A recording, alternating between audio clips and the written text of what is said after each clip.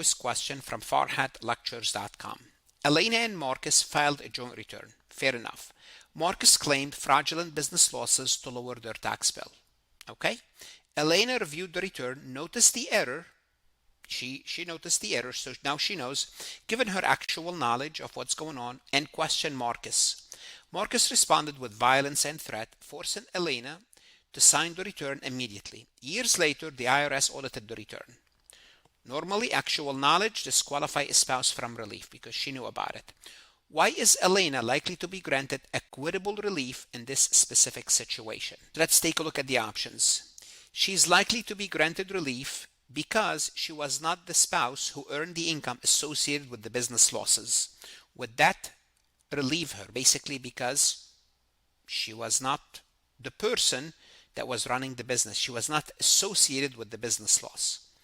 And the answer is no. Remember, they filed together. As far as the law, they're the same person. B, she's disqualified from the relief unless she can prove that she immediately reported the fraud to the IRS after signing. She doesn't have to do that. There's a privileged husband and wife, so no, you're not. You're not a person that report information to the IRS. That's not your job, especially as a spouse. C, she's disqualified from relief because actual knowledge of a tax error is a permanent bar to equitable relief regardless of the circumstances. C saying once you know, that's it, you can no longer get a relief. Actually, there's an exception. Let's look at D. She's likely to be granted because she signed the return under duress and fear of retaliation, which is an exception to the actual knowledge rule. Now, there are many other exceptions, not exceptions. The IRS would look at each case separately and make a judgment under the equitable relief.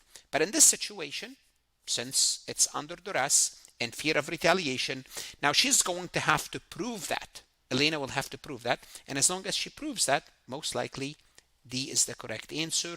The IRS will provide the relief. What should you do now? Whether you are a CPA exam candidate, enrolled agent, accounting student, go to Farhat Lectures, look at additional resources, multiple choice, true, false, use the AI to explain the topic for you, to explain correct and incorrect answer, create similar MCQs. The best investment you can make is invest in yourself. Good luck and God bless. Want to see more CPA exam multiple choice questions solved step by step?